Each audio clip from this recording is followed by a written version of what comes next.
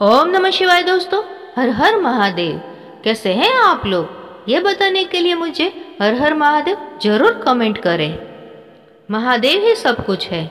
इस संसार में सभी शिव है। शिव ही आदि है और शिव ही अंत है। और जब जब महादेव की बात करें तो प्रभु के साथ जुड़े नंदी को हम कैसे भूल सकते हैं। जहाँ पर भगवान शिव जी की पूजा होती है उसी स्थान पर नंदी को भी याद किया जाता है। हर मंदिर में देखा जाता है कि भगवान शिव के सामने ही उनके वहां नंदी की मूर्ति स्थापित होती है। जिस प्रकार भगवान शिव के दर्शन और पूजन का महत्व है उसी प्रकार नंदी के दर्शन का भी उतना ही महत्व है। नंदी जी भगवान शिव के वाहन ही नहीं है पर उनके परम भक्त भी है। कहा जाता है कि अगर अपनी मनोकामना नंदी के कान में कही जाए तो वह भगवान शिव तक उसे जरूर पहुंचाते हैं। आपने देखा होगा कि नंदी मंदिर के बाहर विराजमान होते हैं। कहा जाता है कि नंदी बाहर इसलिए विराजमान होते हैं ताकि भक्त आसानी से उनकी बात भगवान शिव तक पहुंचा सके। तो आखिर क्यों ऐसा है, उनके पीछे की कथा आइए जानते हैं इस वीडियो में। मगर उससे पहले हमारे चैनल को सब्सक्राइब जरूर करना। बोलो हर हर महादेव। शास्त्रों में इस बात का जिक्र किया गया है कि स्वयं भगवान शिव जी ने नंदी को यह वरदान दिया था कि जो तुम्हारे काम में आकर अपनी मनोकामना कहेगा उस व्यक्ति की सभी इच्छाएं जरूर पूरी होगी। कहानी शुरू होती है नंदी के पिता श्री लाल से। श्री लाल ने जमकर भोलेनाथ की तपस्या की थी ताकि उन्हें एक संतान प्राप्त हो और उसका वंश आगे चल पाए। भगवान शिव के कठोर तपस्या से खुश होकर उन्होंने पुत्र रूप में प्रकट होने का वरदान दिया। वरदान में श्रीलाल ने बैल जैसा पुत्र मांगा। कुछ समय बाद भूमि जोतते समय श्रीलाल को एक बालक मिला जिसका नाम नंदी रख दिया। जब नंदी को अल्पायु होने के बारे में पता चला तो महादेव के आराध्य से मृत्यु को जीतने के लिए वो वन में चला गया और वहां जाकर उसने शिव का ध्यान करना शुरू कर दिया। भगवान शंकर नंदी के तप से प्रसन्न हो गए और उसे वरदान दिया कि नंदी तुम मृत्यु और भय से हमेशा हमेशा के लिए मुक्त हो। मैं तुम्हें अजर और अमर होने का वरदान देता हूँ। नंदी कैलाश पर भगवान शिव की निरंतर सेवा और आराधना करता था। कोई भी महादेव से मिलने आता तो पहले नंदी से मिलना अनिवार्य हो गया था।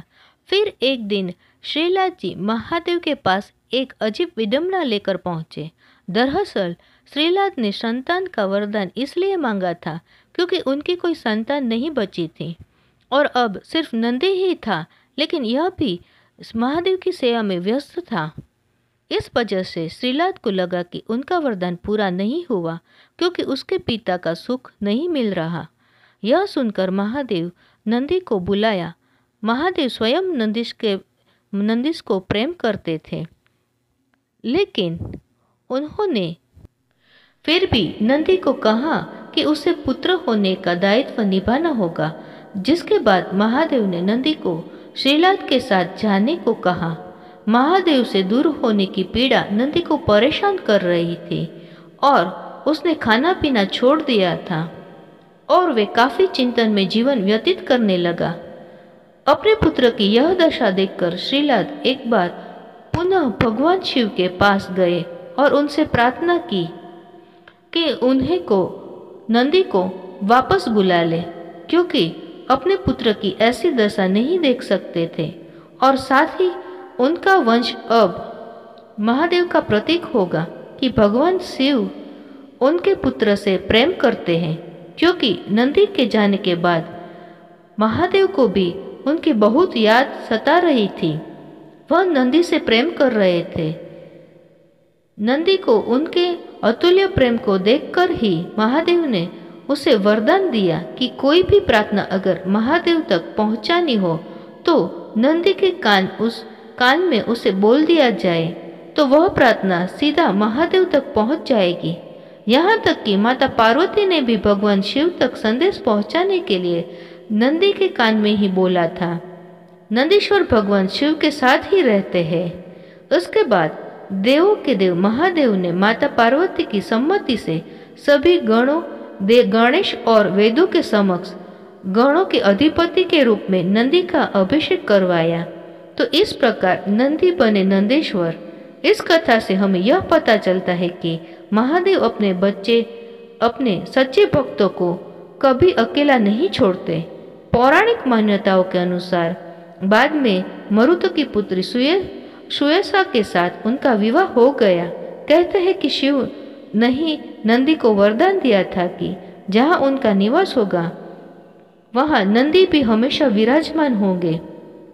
इसलिए हर शिव मंदिर में शंकर परिवार के साथ साथ नंदी जी विराजमान होते हैं।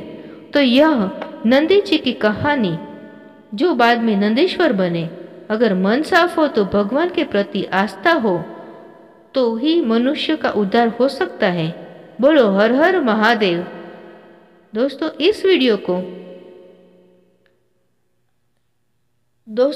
इस वीडियो आपको पसंद आई हो तो अपने फ्रेंड्स और फैमिली मेंबर्स के साथ जरूर शेयर करिएगा और मेरे इस वीडियो को एक लाइक जरूर देना और साथ ही में मेरी चैनल मोटिवेशन धर्म मार्ग को सब्सक्राइब कर लेना ताकि ऐसे ही अद्भुत कहानियों के बारे में जानने के लिए मैं नए वीडियो आपके लिए लाती रहूं। तब तक के लिए ओम नमः शिवाय, हर हर महादेव।